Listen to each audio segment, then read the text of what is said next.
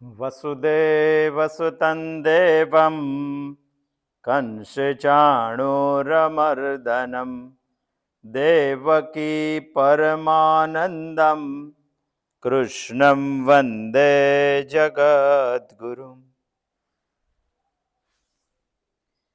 ગીતા ચિંતન શૃંખલા શ્રીમદ ભગવદ્ ગીતા બીજો અધ્યાય સાંખ્ય યોગ. આમ તો સાંખ્ય યોગની આ સંસારના માનવ માત્રને આત્યંતિક આવશ્યક વાત છે.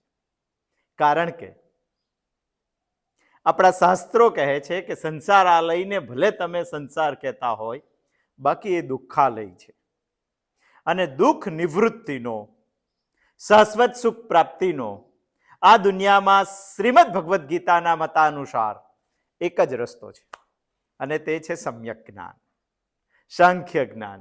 અને ભગવાને એટલા જ માટે શ્રીમદ ભગવદ્ ગીતામાં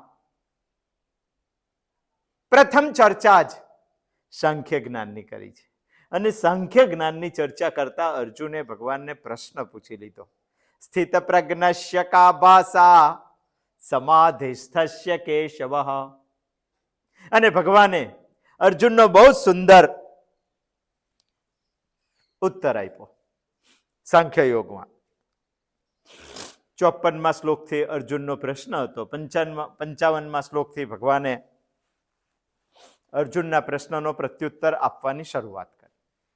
ભગવાને સમ્યક દર્શનમાં સાંખ્ય યોગમાં સ્થિત પ્રજ્ઞનું આપણને દર્શન કરાવ્યું, સ્થિત પ્રજ્ઞનું વિવરણ કર્યું, સ્થિત પ્રજ્ઞના લક્ષણો કીધા. એટલું જ નહીં, મારે સ્થિત પ્રજ્ઞ બનવું હોય તો શું કરવું જોઈએ, આ સાધક માટેની વિશિષ્ટ વાત ભગવાને સ્થિત પ્રજ્ઞ દર્શનમાં કરી છે.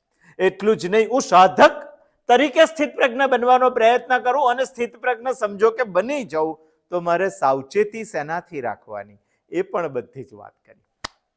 હવે ભગવાન સાંખ્ય દર્શનમાં સ્થિત પ્રજ્ઞ દર્શનનું અંતિમ શ્લોક કહે છે. અંતિમ શ્લોક એ ભગવાન સ્થિત પ્રજ્ઞ દર્શનની ઉપસંહાર કહે છે. ઉપસંહાર એટલા માટે કે જ્યારે પણ વિષય પૂરો થતો હોય ત્યારે સંપૂર્ણ વિષયની જે ચર્ચા કરી હોય એને શોર્ટમાં કહેવાની આપણા શાસ્ત્રોમાં એક પ્રથા છે. અને એ પ્રથા અનુસાર જ ભગવાન ઉપસંહારાત્મક 72મો શ્લોક 72 અત્યારે આપણને કહી રહ્યા છે. માત્ર ઉપસંહાર નથી, આ શ્લોકમાં ભગવાને સ્થિત પ્રજ્ઞની સ્તુતિ પણ કરેલી છે. માત્ર સ્તુતિ નથી, આપણા માટે ભગવાને સ્થિત પ્રજ્ઞનું મહાત્મ્ય પણ 72મા શ્લોકમાં કીધું છે. તમે કહેશો કે ભગવાનને આ બધું કહેવાની જરૂરિયાત શા માટે ઊભી થઈ? આ દુનિયામાં જન્મીને આવેલા પ્રત્યેક માણસને સ્થિત પ્રજ્ઞ બનવાની પ્રેરણા મળે માટે ભગવાને અહીંયા સ્તુતિ અને મહાત્મ્ય 72મા શ્લોકમાં સ્થિત પ્રજ્ઞનું કરેલું છે. બહુ સુંદર વર્ણન ભગવાન કરે છે, ઉપસંહારાત્મક છે. આપણને એવા થવાનું મન થાય માટે એસા બ્રહ્મે સ્થિતે પાર્થ નૈનામ પ્રાપ્ય વિમુહ્યતે સ્થિત્વા સ્યામંત કાલેપી બ્રહ્મ નિર્વાણ મૃચ્છતિ. બહુ સુંદર વાત કરી છે ભગવાને. આખો સ્થિત પ્રજ્ઞ દર્શનનો ઉપસંહાર આપણને અહીંયા કહી દીધો. ગઈ વખત પણ આપણે જોયું હતું, ભગવાને મુખ્ય 4 બાબતો આ શ્લોકમાં આપણને કીધી છે અને 4 બાબતો આપણે ક્રમશઃ સમજવાનો પ્રયત્ન કરશું. સૌથી પહેલા તો ભગવાને એક બાબત કીધી છે પાર્થને સંબોધન કરીને કે પાર્થ આને બ્રાહ્મી સ્થિતિ કહેવાય. એસા બ્રાહ્મી સ્થિતિ પાર્થ.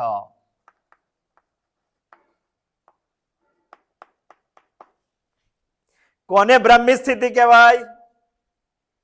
ગીતા ચિંતન શૃંખલા 221માં આપણે જોઈ ગયા. એસા બ્રાહ્મી સ્થિતિ પાર્થ.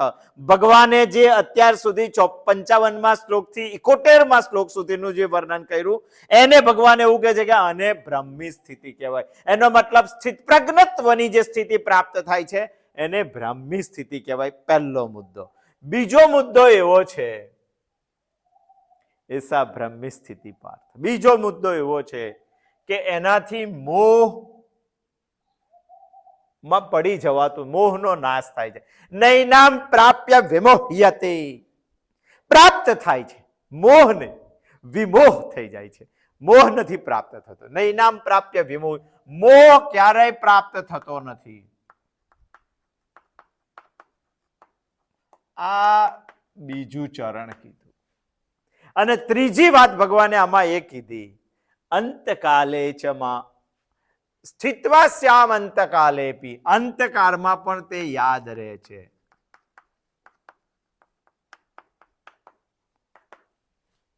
બ્રહ્મ નિર્વાણ મૃચ્છતિ, બ્રહ્મ નિર્વાણની સ્થિતિ પ્રાપ્ત થાય છે.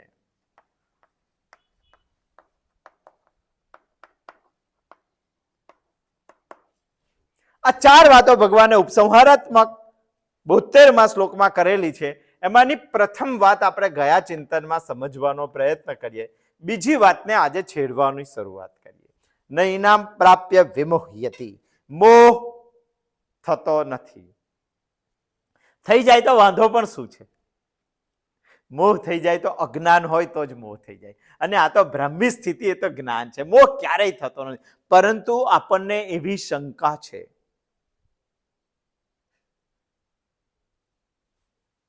કે આ સાધના બ્રહ્મ સ્થિતિ મળવી ખૂબ મુશ્કેલ છે. સાધનાથી મળે છે. ખૂબ જ મહેનત કરો માણસ, ખૂબ જ સાધના કરે માણસ, તો તેને બ્રહ્મ સ્થિતિ પ્રાપ્ત થાય છે. એશા બ્રહ્મ સ્થિતિ. અને બ્રહ્મ સ્થિતિ પ્રાપ્ત થઈ ગયા પછી ભૂલાઈ જાય તો, આ જ્ઞાન ભૂલાઈ જાય તો, બ્રહ્મ સ્થિતિ જતી રહે તો, આ પ્રશ્નના પ્રત્યુત્તરમાં ભગવાન કહે છે કે એક વખત માણસને બ્રહ્મ જ્ઞાન થયું, એક વખત માણસને બ્રહ્મી સ્થિતિ પ્રાપ્ત થઈ, પછી તે ક્યારેય ભૂલાતી નથી. આ વચન આપવા માટે ભગવાન બીજું ચરણ કહે છે, નૈનામ પ્રાપ્ય વિમોહ્યતે, મોહ ક્યારેય પ્રાપ્ત થતો નથી. માણસ બ્રહ્મ સ્થિતિમાં આવ્યા પછી તેને મોહ ક્યારેય થતો નથી. આ બ્રહ્મી સ્થિતિમાં મોહને માણસ ક્યારેય વશ થતો નથી. આ બ્રહ્મી સ્થિતિ ક્યારેય ભૂલી જવાતી નથી. અને આ બ્રહ્મી સ્થિતિ પ્રાપ્ત થયા પછી કાયમના માટે અજ્ઞાન જતું રહે છે. આ ગેરંટી આપે છે ભગવાન, બાંયધરી આપે છે. હા, આપણે જેને જ્ઞાન કહીએ છીએ તે ભૂલાઈ જાય. અને બ્રહ્મ જ્ઞાન જે છે એ ક્યારેય ના ભૂલાય. બેમાં બહુ મોટો ફરક છે. અને એ આપણે, કારણ કે આપણને આ દુનિયામાં રહેલા સામાન્ય જ્ઞાનની જ આદત છે. અને એટલા માટે ભગવાન આપણને બહુ સ્પષ્ટ કહેવા માંગે છે કે એક વખત બ્રહ્મ જ્ઞાન થયા પછી નૈનામ પ્રાપ્ય વિમોહ્યતિ, મોહ ક્યારેય થતો નથી. એ જ્ઞાન ક્યારેય ભૂલી શકાતું નથી. બાકી આપણે પ્રાપ્ત કરેલા આ સંસારના વિષયોગત જ્ઞાન ભૂલી જવાય છે, બ્રહ્મ જ્ઞાન નહીં. અને આપણને આજના જ્ઞાનોની પરેલી છે, આજના જ્ઞાનોની ચિંતા છે, આજના જ્ઞાનોની આદત છે, આજના જ્ઞાનોની પ્રેક્ટિસ છે. માટે ભગવાનને કહેવું પડ્યું કે તને જે જ્ઞાનની આદત છે તે જ્ઞાન તું ભૂલી શકે છે. એ તને અંતકારે ના પણ યાદ આવે, એનાથી બ્રહ્મ નિર્વાણની પ્રાપ્તિ ના પણ થાય. પણ હું જે જ્ઞાનની વાત કરું છું, હું જે સ્થિતિની વાત કરું છું, એ બ્રાહ્મી સ્થિતિ છે. અને એ બ્રાહ્મી સ્થિતિ ક્યારેય મોહમાં વશ થવા દેતી નથી. ક્યારેય અંતકારે પણ તે યાદ રહે છે અને બ્રહ્મ નિર્વાણને પ્રાપ્ત કરાવે છે. બ્રાહ્મી સ્થિતિમાં પ્રાપ્ત થતું બ્રહ્મ જ્ઞાન અને આપણે જે સમજીએ છીએ તે વિષયોનું જ્ઞાન, આ બેમાં આસમાન જમીનનો ફરક છે. આપણે સમજીએ છીએ તે જ્ઞાનથી અજ્ઞાન ક્યારેય નાશ પામતું નથી. આપણે જેને જ્ઞાન સમજીએ છીએ તેનાથી અજ્ઞાન હંમેશા દૂર થાય છે, નાશ પામતું. બે શબ્દોમાં બહુ બધું સમજવા જેવું છે. અને એકદમ ધ્યાન દઈને સાંભળશો તો સમજમાં આવશે. આપણે જેને જ્ઞાન સમજીએ છીએ તે જ્ઞાનથી અજ્ઞાન દૂર થાય છે, નાશ પામતું નથી. અને ભગવાન જે બ્રહ્મી સ્થિતિ કહે છે, આપણે સમજ્યા ગયા સોમવારે, અને ગયા સોમવારની બ્રહ્મી સ્થિતિને યાદ કરીને વિચારો. ભગવાન જેને બ્રહ્મી સ્થિતિ કહે છે એ બ્રહ્મી સ્થિતિથી અજ્ઞાન દૂર નહીં, નાશ થઈ જાય છે. તમે કહેશો કે આ તો કેવી રીતે? આપણે એક દ્રષ્ટાંતથી સમજીએ. આમ તો અજ્ઞાન અને અંધારું બંને સરખા જ છે. અજ્ઞાન અને અંધારું એવું આપણા શાસ્ત્રો પણ કહે છે, અને એવા ઘણા બધા દ્રષ્ટાંતો છે. એ દ્રષ્ટાંતથી આપણે એક સમજીએ. સમજો કે આપણે એક જંગલમાં ગયા અને એ જંગલમાં બહુ જ મોટી એક ગુફા હતી. હવે જંગલ છે એટલે લાઈટ તો હોય નહીં ત્યાં, અને ગુફા છે એટલે વધારે અંધારું હોય. તમારે એ ગુફામાં પ્રવેશ કરવો છે અને સમજો કે તમે પ્રવેશ કરવાની શરૂઆત કરવા લાગ્યા, પણ અંધારું છે. ગુફામાં તમે એકલા છો તો તમને બીક પણ લાગે. તમારા પાસે ગુફામાં પ્રવેશ કરવા માટે મસાલ નામનું એક સાધન હતું. તમને એવો વિચાર આવ્યો કે આપણે મસાલ સળગાવીએ, અને મસાલ તમે ગુફામાં સળગાવી તો શું થાય? પ્રકાશ થાય અને ગુફાનું અંધારું દૂર થઈ જાય. હવે તમે કલ્પના કરો કે આ ગુફાનું અંધારું ગયું ક્યાં? તમે મસાલ સળગાવી, ગુફામાં લાઈટ નહોતી, મસાલ સળગાવી, ગુફા હતી, અંધારું હતું, થોડા જંગલી પ્રાણીઓનો ડર પણ હતો, માટે તમે મસાલ સળગાવીને ગુફામાં પ્રવેશ કરો છો. અને ગુફામાં મસાલ સળગાવીને પ્રવેશ કરો તો 100% અજવાળું થાય. પણ બીજો પ્રશ્ન તરત આવવો જોઈએ. નૈયાયિકોને આ પ્રશ્ન બહુ જબરજસ્ત થતો હતો, આપણને થતો નથી. એટલે બહુ બુદ્ધિશાળી લોજિકલ લોકો હતા. આપણને પ્રશ્ન નથી થતો કે અંધારું ગયું ક્યાં? આમ બહુ સહજ વિચારવું હોય તો એવું વિચારાય કે આપણે ક્યારેય એવું બોલતા નથી કે અંધારાનો નાશ થઈ ગયો, એવું બોલીએ છીએ. આપણા શબ્દ પ્રયોગમાં, વ્યવહારમાં જ એવો શબ્દ આવે છે કે અંધારું દૂર થયું. એનો મતલબ અહીંયા હતું ત્યાંથી ક્યાંક દૂર ગયું. જો હમણાં આ મસાલ ઓલવી કાઢું, આ મસાલને હું બંધ કરું તો અંધારું તરત જ આવી જાય. ક્યાંથી આવ્યું? તો કે અહીંયા હતું તે દૂર ગયું, દૂર ગયું તો બહાર આવી ગયું. તમે સમજો કે ગુફાની અંદર જઈને મસાલ સળગાવો તો ગુફાનું અંધારું બહાર જતું રહ્યું. બહાર જતું રહ્યું ને મસાલને બંધ કરો તો બહારનું અંધારું પાછું અંદર આવી જાય. તમારા ઘરમાં પણ એવું જ છે. અંધારું હોય ને તમે દીવાની જ્યોત પ્રગટાવો તો અંધારું બહાર જતું રહે. ક્યાં તો તમે ટ્યુબલાઇટની કે બલ્બની સ્વિચ પાડો તો અંધારું બહાર જતું રહે. અને તમે સ્વિચ બંધ કરો કે વિધિને સેકન્ડના 6થા ભાગમાં અંધારું પાછું આવી જાય. એનો મતલબ તમારે બે કાન પકડીને એક વાત માનવી જ પડશે કે આપણી પાસે એવો કોઈ પ્રકાશ નથી કે જે અંધારાને દૂર કરી શકે, નાશ પામાવી શકે. આપણે માત્ર અંધારાને દૂર કરીએ છીએ, નાશ બરાબર સમજજો. નૈનામ પ્રાપ્ય વિમોહયતિ આપણે સમજવાની કોશિશ કરીએ છીએ, અને ત્યાં પહોંચવા માટે આપણે એક ગુફાથી શરૂઆત કરી. કારણ કે જંગલમાં અંધારું હોય, ભયભીતતા હોય, દીવો સળગાવવો પડે, મસાલ સળગાવી અંધારું બહાર જતો રહ્યું, મસાલ ઉલવી કરી તરત અંધારું આવ્યું. ઘરમાં પણ આજ છે. લાઇટની સ્વિચ પાડું કે વિધિને સેકન્ડના 6થા ભાગમાં મારા રૂમના અંદરથી અંધારું દૂર થઈ જાય છે, અને સ્વિચ હું ઓફ કરું કે તરત અંધારું. એનો મતલબ અજવાળું થાય એટલે અંધારું દૂર થાય છે, અજવાળું બંધ થાય એટલે અંધારું આવી જાય છે. અંધારું દૂર, જો અંધારાનો નાશ પામી જતો હોય, જો ગુફાના અંધારાનો નાશ પામતો હોય તો મસાલ બંધ થયા પછી પણ અંધારું આવવું જોઈએ ના. જો મારા રૂમમાં ટ્યુબલાઇટ સળગાવવાથી અંધારાનો નાશ થતો હોય તો ટ્યુબલાઇટને બંધ કરવા પછી અંધારું આવવું જોઈએ નહીં. અંધારાનો દુનિયામાં ક્યારેય નાશ થતો નથી, માત્ર અંધારું દૂર થઈ જાય છે. આજે ટ્યુબલાઇટ સળગાવીને વિચારજો, દૂર થાય છે, નાશ થતો નથી, ક્યારેય નાશ થતો નથી. તમે કહેશો કે શું વાત કરો, સવારે સૂરજ ઉગે છે ત્યારે તો અંધારું બધું નાશ પામે છે. નાશ નથી પામતું, એ દૂર થાય છે. ક્યાં દૂર થાય છે? એ સાંજે સૂરજ આથમી જાય છે, 7 વાગ્યા પછી પાછો આવી જાય છે. સૂરજ પૃથ્વીની આ બાજુ ઉગે છે ત્યારે અડધી પૃથ્વી ઉપરનું અંધારું દૂર થાય છે અને પૃથ્વીની પેલી સાઈડ જતું રહે છે. જ્યારે સૂરજ ફરતો નથી, પૃથ્વી ફરે છે, પણ જ્યારે પૃથ્વીનો પેલો ભાગ સૂરજની સામે આવે છે ત્યારે અંધારું અહીંથી દૂર થાય છે, પેલી બાજુ જતું રહે છે. પેલો ભાગ આ બાજુ આવે છે પાછળનો, ત્યારે ત્યાંથી દૂર થાય છે પેલી બાજુ. સૂરજની પણ તાકાત નથી પૃથ્વી પરથી અંધારાને સંપૂર્ણપણે મુક્ત કરી શકે. નાશ નથી થતો. અહીંયા તો ભગવાન આપણને ગેરંટી આપે છે, નૈનામ પ્રાપ્ય વિમોહ્યતિ. આપણે માત્ર અંધારાનું એક્ઝામ્પલ લઈને સમજીએ છીએ, પણ સંસાર શાસ્ત્રોમાં અંધારું એટલે જ અજ્ઞાન. આ કેવી રીતે? જેમ અંધારાનો નાશ નથી થતો એમ અજ્ઞાનનો પણ નાશ થતો નથી. જેવી રીતે આ આખી દુનિયા પ્રયત્ન કરે છે.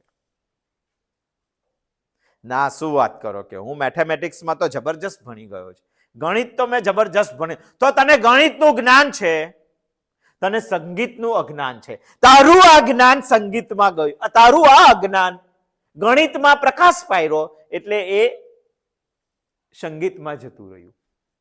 તો ડોક્ટર બન્યો તો શરીરશાસ્ત્રનું તને જ્ઞાન છે, પણ શરીરશાસ્ત્રનું જે અજ્ઞાન હતું એ ત્યાંથી ઉઠીને એન્જિનિયરિંગમાં જતું રહ્યું, તેનું તને અજ્ઞાન છે. દુનિયાના પ્રત્યેક વિષયો તમે જે ભણો છે તે 5 કે 6 કે 1 કે 2 વિષયની હું વાત નથી કરતો. દુનિયાના જેટલા પણ જીવન દરમિયાન તમારા ટચમાં આવે છે, આ અબજો વિષયો પરિચ્છિન્ન છે. કાળ, દેશ અને વસ્તુ અને પરિચ્છિન્ન છે. અને જેટલી વસ્તુ પરિચ્છિન્ન છે એનામાંથી અજ્ઞાન ક્યારેય નાશ પામવાનું. હા, અહીંયા દીવો સળગાવશો તો અહીંથી ઉઠીને અજ્ઞાન ત્યાં જતું રહેશે. ત્યાં દીવો સળગાવશો તો ત્યાંથી ઉઠીને અજ્ઞાન અહીંયા જશે. અહીંયા દીવો સળગાવશો તો અહીંથી ઉઠીને અજ્ઞાન અહીંયા. કોઈ સંપૂર્ણ જ્ઞાની નથી. જેવી રીતે અહીંયા જ્યોત સળગાવવાથી આ રૂમનું અંધારું બહાર જતું રહે છે, જ્યોત બંધ કરવાથી બહારનું અંધારું અંદર આવે. ચેક તો કરો કોઈ દિવસ. ગીતા મને ચિંતન કરવાનું કહે છે, વિચાર તો કરો.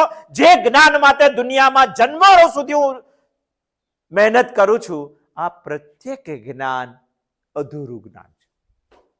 પ્રત્યેક જ્ઞાન અજ્ઞાનને દૂર કરવા વાળું છે, નાશ કરવા વાળું નથી. અને ભગવાન જે કહે છે તે જ્ઞાન અજ્ઞાનનો નાશ કરવા વાળું છે.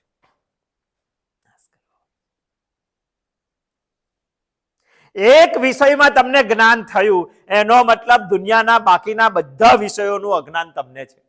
એનો મતલબ અહીંયા તમે જ્ઞાનનો પ્રકાશ પાડ્યો તો આ વિષયમાં તમે પ્રકાશિત થયા. બાકી અહીંનું અજ્ઞાન બાકીના બીજા બધા વિષયોમાં જતું રહ્યું. તમે લુહાર છો તો ખેતી કરવાનું તમને જ્ઞાન નથી. તમે ખેડૂત છો તો લાકડાથી સાધન બનાવવાનું, સુથારી કામનું તમને જ્ઞાન નથી. તમે એક વિષયમાં જ્ઞાન પાડ્યું તો તમારું તે જ્ઞાન ત્યાંના અજ્ઞાનને બાકીના વિષયોમાં નાખી દે છે. બહાર જ જઈને અજ્ઞાન. અરે તમને જે વિષયનું જ્ઞાન છે એ વિષયમાં પણ તમે સાધના ચાલુ ના કરો તો અજ્ઞાન તરત આવી જાય. 10 વર્ષ પ્રેક્ટિસ ના કરો, ડોક્ટર ગમે તેટલું કરે પણ તેને પ્રેક્ટિસ ચાલુ રાખવી પડે તો અજ્ઞાન પાછું આવી જાય. અંધારાનો નાશ નથી એમ અજ્ઞાનનો દુનિયામાં નાશ નથી. જેવી રીતે આજનો માણસ અજ્ઞાનને દૂર કરવા માટેની મહેનત કરે, કોઈ રસ્તો નથી દુનિયામાં. ચેલેન્જ આપવી જોઈએ વિશ્વમાં. એવું કોઈ જ્ઞાન નથી માણસ પાસે આજે શ્રીમદ ભગવદ્ ગીતાને છોડીને કે બધા અજ્ઞાનને દૂર કરી દે, નાશ પામાડી દે. દૂર કરવું ને નાશ પામવું બંને સરખું નથી. બંને માટે વિચારવું જોઈએ. પરિચ્છિન્ન વિષયોનું જ્ઞાન, એમાં અજ્ઞાન આવે આવે આવે અને આવે જ. અને ભગવાન અહીંયા વાત કરે છે એસા બ્રહ્મી સ્થિતિની. એક વખત આ જ્ઞાન પ્રાપ્ત થાય, નૈનામ પ્રાપ્ય વિમોહ્યતિ. દુનિયામાંથી સર્વત્ર અંધકારને નાશ કરવા માટેનો પ્રકાશ આજ દિન સુધી બ્રહ્માંડમાં શોધાયો નથી. પરંતુ સર્વત્ર અજ્ઞાનને દૂર કરવા માટેનું જ્ઞાન છે. શ્રીમદ ભગવદ્ ગીતા કહે છે, જેનું નામ છે બ્રહ્મ જ્ઞાન. બ્રહ્મનું જ્ઞાન. સર્વત્ર અંધકારને દૂર કરવા માટેનો ઉપાય નથી, બાકી સર્વત્ર અજ્ઞાનને દૂર કરવા માટેનો ઉપાય તો દુનિયામાં છે જ. અને તે છે બ્રહ્મ જ્ઞાન. એક પ્રકાશ છે જેનાથી દુનિયાનું બધું જ અજ્ઞાન દૂર થઈ જાય, બધા વિષયોનું જ્ઞાન થઈ જાય. તમે કહેશો કે એ કેવી રીતે? અરે બ્રહ્મ જ સર્વવ્યાપક છે. બ્રહ્માંડમાં એવી કોઈ જગ્યા નથી જ્યાં બ્રહ્મ નથી. અને એ બ્રહ્મનું તમને જ્ઞાન થઈ જાય તો બ્રહ્માંડમાં એવું કોઈ અજ્ઞાન નથી જે એનાથી દૂર ના થાય, એનાથી નાશ ના પામે. નાશ જ પામી જાય. પણ એ જ્ઞાન થાય કેવી રીતે? ગઈ વખત પણ આપણે સમજવાનો પ્રયત્ન કર્યો. જેમ ઘટાકાર વૃત્તિ થવાથી ઘટનું જ્ઞાન થાય છે, જેમ મઠાકાર વૃત્તિ થવાથી મઠનું જ્ઞાન થાય છે, તેમ બ્રહ્માકાર વૃત્તિ થવાથી બ્રહ્મનું જ્ઞાન થાય છે. એ વૃત્તિને જ શાસ્ત્રો નામ આપે છે અખંડાકાર વૃત્તિ.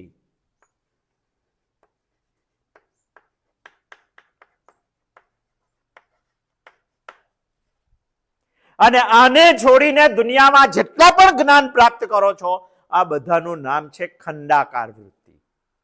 આનું નામ છે ખંડાકાર વૃત્તિ.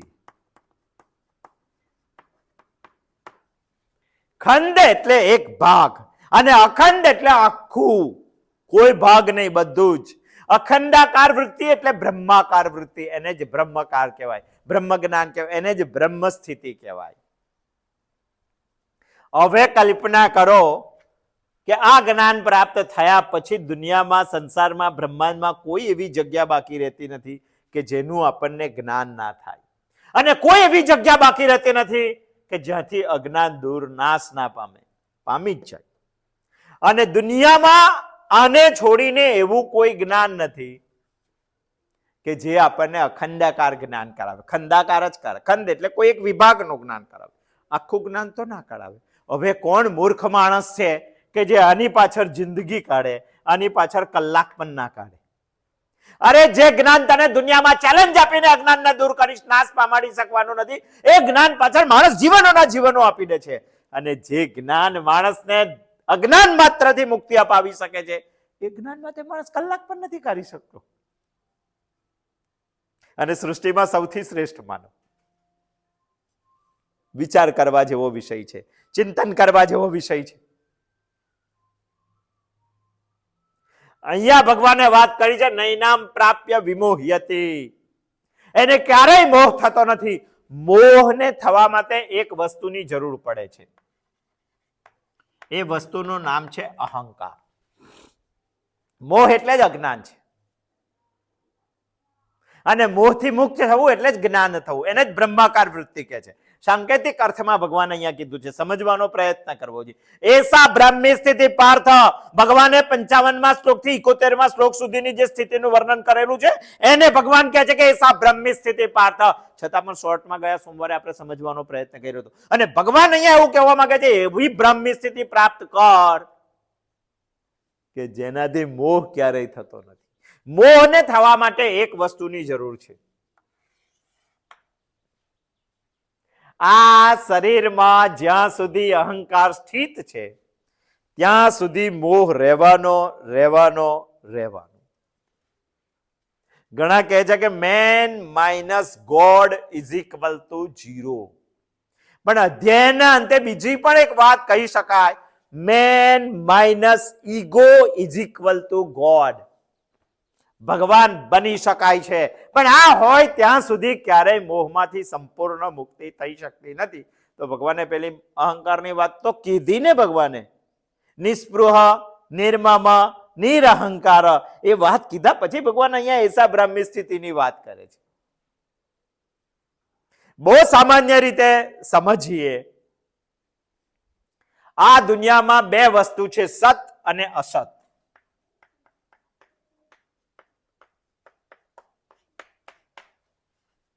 બંનેને બરાબર ન જાણવી એનું જ નામ મોહ છે. આના વગર ના ચાલે ને આના વગર ના ચાલે ને એને જ ખાલી મોહ કહેવાતો નથી. બહુ ફિલોસોફિકલ ભાષામાં મોહને સમજવાનો આપણે બધા જ લોકોએ પ્રયત્ન કરવો જોઈએ. આ દુનિયામાં બે વાતો છે, સત અને અસત. અને બંને વાતોને બરાબર રીતે જો તમે ના જાણો તો તમે મોહમાં જ છો. આપણે સત છીએ અને છતાં અસત સાથે એકતા સાધીએ છીએ. એનું નામ પણ મોહ જ છે. વ્યાખ્યાઓ આમ સામાન્ય લાગે છે, પણ એક એક વ્યાખ્યા ઉપર 3-3 દિવસ સુધી વિચારવા જેવું છે. આ દુનિયામાં સત અને અસત બંને વસ્તુઓ સ્થિત છે, અને સત અને અસતને તમે બરાબર ના જાણો તો તેનું નામ છે મોહ. તમે પોતે સત છો, છતાં પણ તમે કાયમ અસત સાથે એકતા સાધો છો, આનું નામ પણ મોહ જ છે. ત્રીજી પણ એક વ્યાખ્યા છે, જો આ બરાબર ધ્યાન રાખો.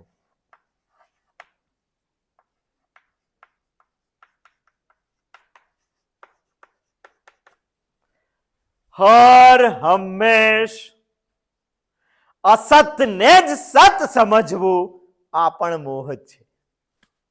ભગવાન બરાબર કહે છે, નૈનામ પ્રાપ્ય વિમોહ્યતે. આ બધું ક્યારેય તમારા પાસે આવવાનું નથી. અજ્ઞાન દૂર થઈ જશે, નાશ પામશે એક વખત તમે બ્રાહ્મી સ્થિતિમાં જશો તો. એ જ કહેવા માંગે છે ભગવાન. બહુ સુંદર છે. સત અને અસત તમને બરાબર ખબર ના પડે તો તે પણ મોહ જ છે. તમે પોતે સત છો, છતાં અસત સાથે એકતા સાધો છો કાયમ જ, એને પણ મોહ કહેવાય છે. એ વાત તો છોડો, આખી દુનિયા અસતને જ સત સમજીને ચાલે છે, આ પણ મોહ છે. અને ચોથી પણ એક વાત છે,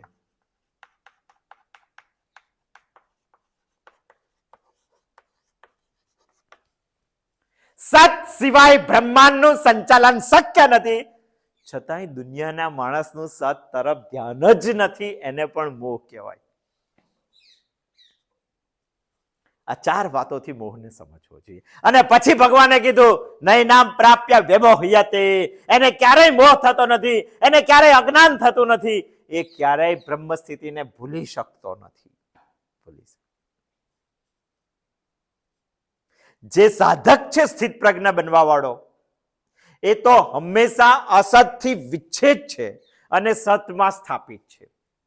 શબ્દો બહુ વજનદાર છે, પણ આ શબ્દો વજનદાર એટલા માટે કહું છું કે આ તો તમને એક અઠવાડિયું ચિંતન કરવાનો સમય મળવો જોઈએ.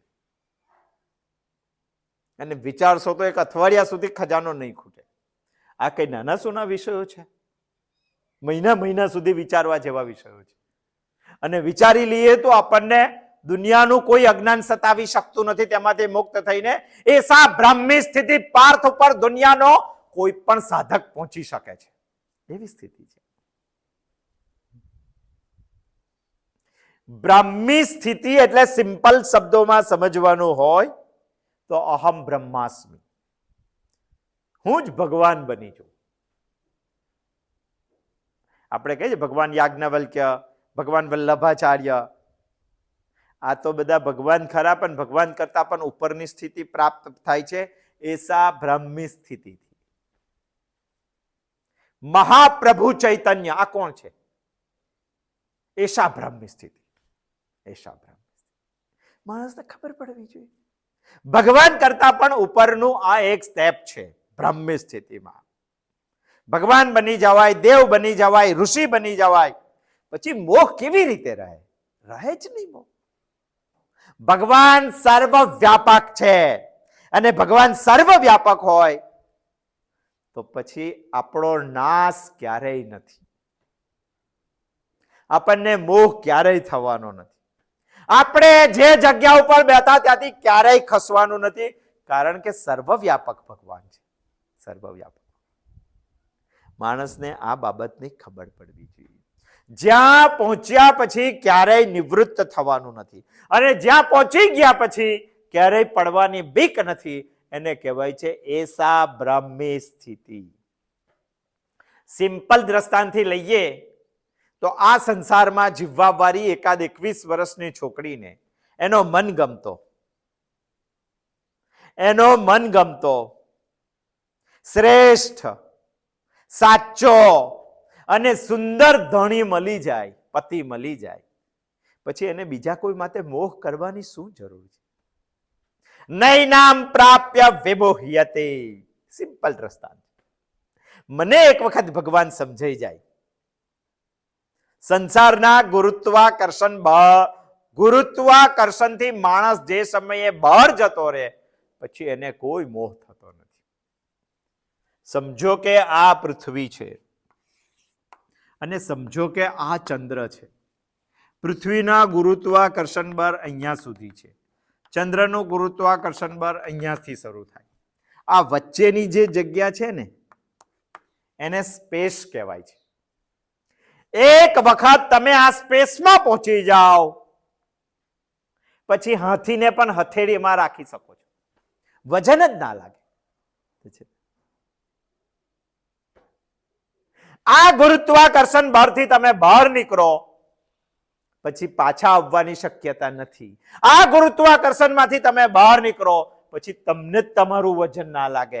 આ ગુરુત્વાકર્ષણથી તમે બહાર નીકળો તો વગર પેટ્રોલે વિમાન ઉડાડી શકાય. એને જ કહેવાય છે બ્રાહ્મી સ્થિતિ. અને આ ગુરુત્વાકર્ષણમાં હો ત્યાં સુધી ગમે તેટલા ઊંચે જાઓ પડી જવાના ચાન્સીસ ખરા, કારણ કે પૃથ્વી તમને ખેંચે છે. એને જ કહેવાય છે મોહ. નૈનામ પ્રાપ્ય વિમોહ્યતે, હાથીને પણ હથેળીમાં રાખી શકાય છે.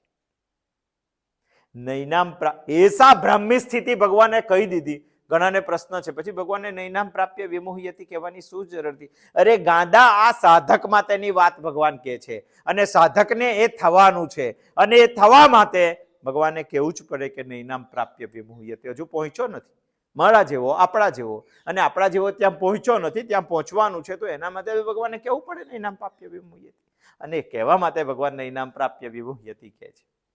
પણ બીજો પ્રશ્ન એવો છે કે આખી જિંદગી તો આપણે તેનું ભજન કરીએ પણ મરતી વખતે ભૂલી જવાય તો? સ્થિત્વા શ્યામંત કાલે ભી, બહુ સુંદર ભગવાન આશ્વાસન અહીંયા પણ આપે છે. એસા બ્રાહ્મે સ્થિતે પાર્થ નૈનામ પ્રાપ્ય વિમોહ્યતે સ્થિત્વા શ્યામંત કાલે પે બ્રહ્મ નિર્વાણ મૃચ્યતે. આવતા સોમવારે આવશું. આ શ્લોકના ત્રીજા ચરણને સમજવાનો પ્રયત્ન કરશું. જય શ્રી કૃષ્ણ. અસ્તુ.